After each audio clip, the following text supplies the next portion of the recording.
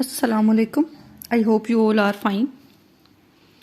It's around about 11 a.m. Dear students, today I am going to discuss with you the main and the very important question regarding the summary writing of 9th class, which is the summary of daffodils. I thought there will be two summaries, stopping by woods and the daffodils.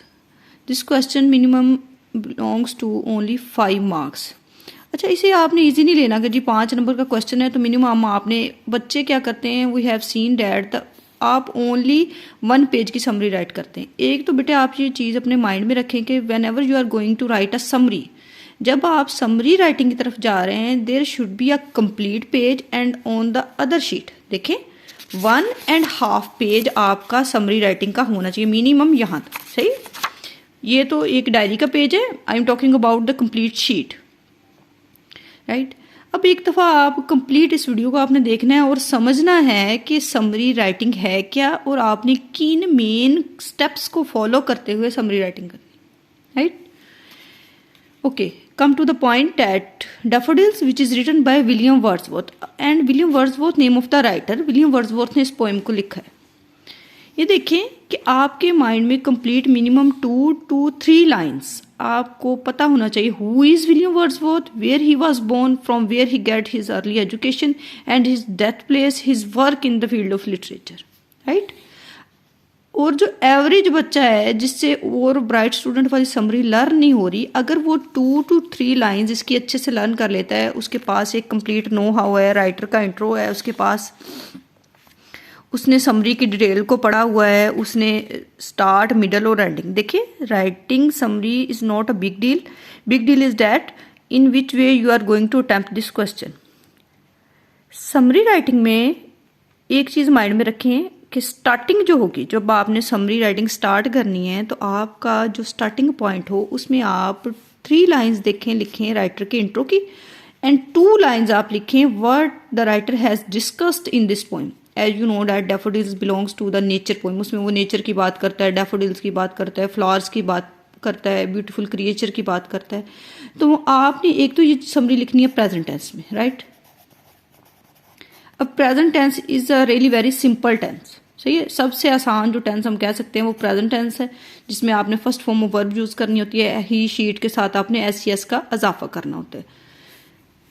जब आप writer का 3 lines में intro लिख लेंगे, 2 lines में आप poem को discuss कर देंगे, तो ये आपकी कितनी लाइन्स हो जाएंगी, ये 5 लाइन्स हो जाएंगी। Now come to the middle. अब मिडल जो होगा, मतलब कि समरी के स्टार्टिंग के बाद जब आप मिडल पे आएंगे तो मिडल में आपने क्या करना है, आपने ओवरऑल थीम जो है पोएम का, theme of the poem and add 2 sayings. Theme of the poem, writer ने ओवरऑल पोएम में जिस टॉपिक को डिस्कस किया है बच्चों आपने उस टॉपिक को लिखना है।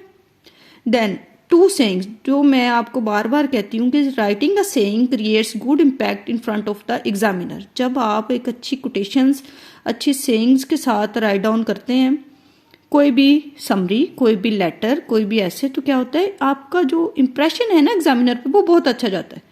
आपकी पेपर प्रेजेंटेशन बहुत मैटर करती है। टाइम एंड अगेन मैं लेक्चर में भी in class we have discussed that paper presentation matters a lot. आप कितना ही अच्छा, कितना ही काबिल बच्चा क्यों ना हो, अगर उसको मार्कर का यूज़ नहीं आता, he has no idea how he should attempt any kind of question, he has no idea in which way he should attempt the parts of all the papers, then it's really very difficult for him, for her to attempt 110% marks in any kind of subject or in any examination।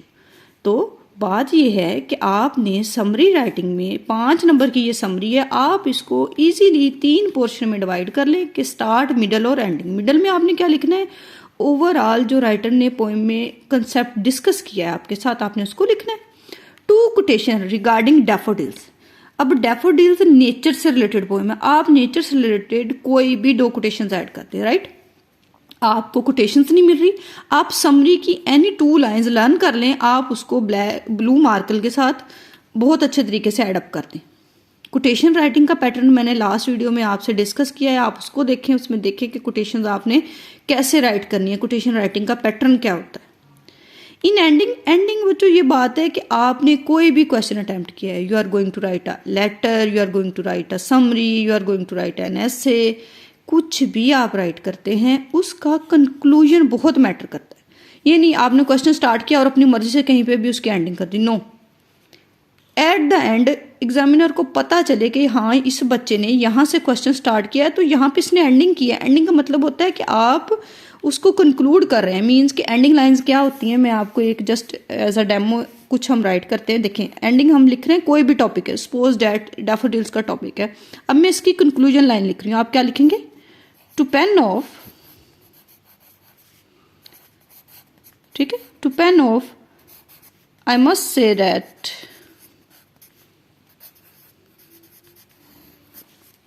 I must say that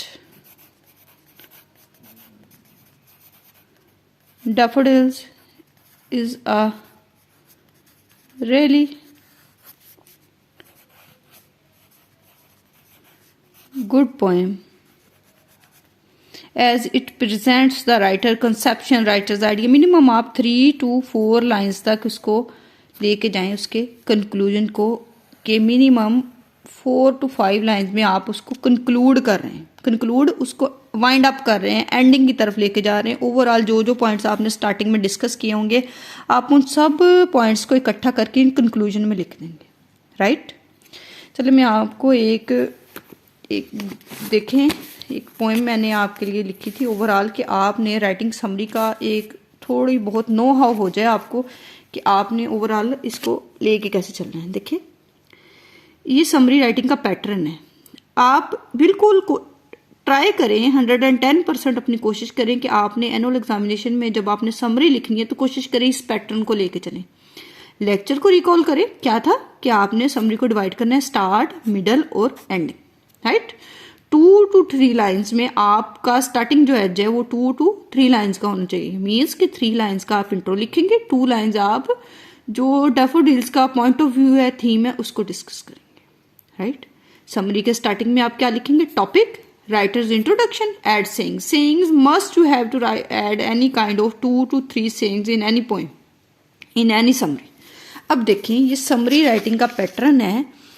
daffodils यहाँ से start हुई है। अब देखें, this poem is written by William Wordsworth. He was born at Cockermouth in Cumberland on April 7th, 1770. His passion for nature is well known. That's why he is referred to as the poet of nature. अब देखिए ये writer का intro आ रहा है, इसमें कुछ daffodils की बात नहीं हो रही, कोई और डिस्कशन नहीं हो रही, जस्ट हम विलियम वर्ड्सवर्थ की बात कर रहे हैं। Wordsworth is a true worshipper and ardent lover of nature. अब यहाँ पे कोटेशन आ गई है।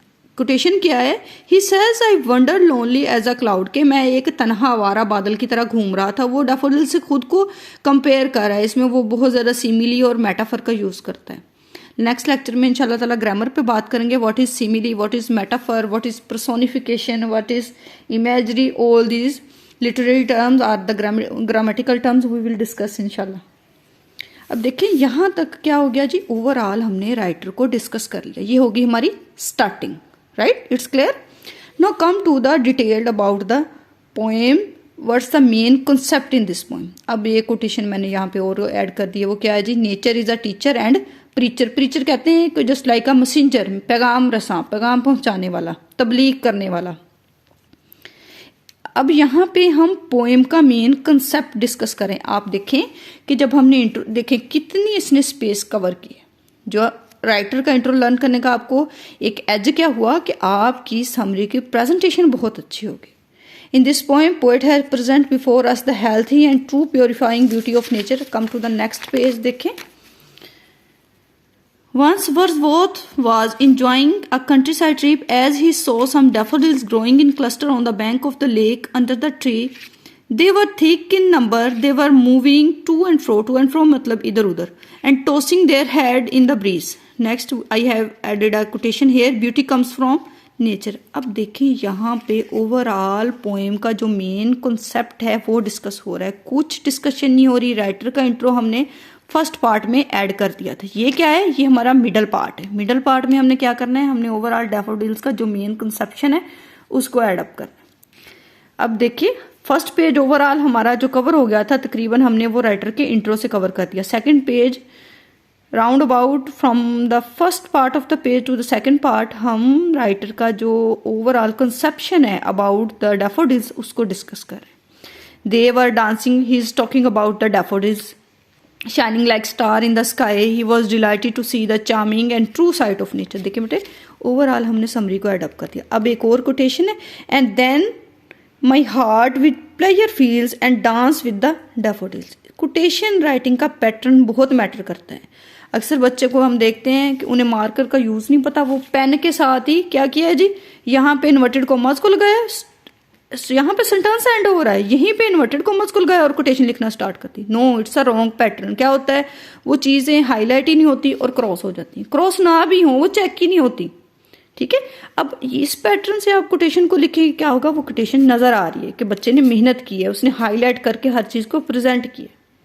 ठीक है, come to the next page. अब देखिए ये 5 मार्क्स की समरी है। इसने कितना पेज कवर किया, इसने 1.5 पेज को कवर किया है। And see the conclusion which is the last part of the poem.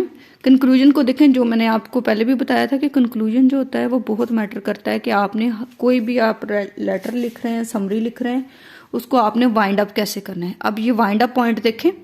So in short we may say that daffodils is a true poem which has presented in front of us the reality and love for nature. It's in a very simple way हमने overall उसके theme को cover कर दिया in the conclusion. Truly he is called, he is a poet of nature. As you know that William Wordsworth also called the poet of nature. So in short, I'm sure that you will know complete idea about the summary writing, that in which way you have to complete to cover your question of 5 marks regarding summary writing. Okay, in the next lecture inshallah ta'ala we will discuss about the grammatical terms. Grammatical terms क्या होती हैं, overall grammar को discuss करेंगे, जो आपको 9th के chapters में overall जो ग्रामर डिस्कस हो रही है, जो MCQs आपको आने हैं उनको कवर करने में नेक्स्ट जो वीडियो है वो आपको बहुत हेल्प आउट करेगी। आपने ग्रामर की जो बेसिक टर्म्स हैं उनको ज़रूर लर्न करना है। ओके, अल्लाह हाफिज़।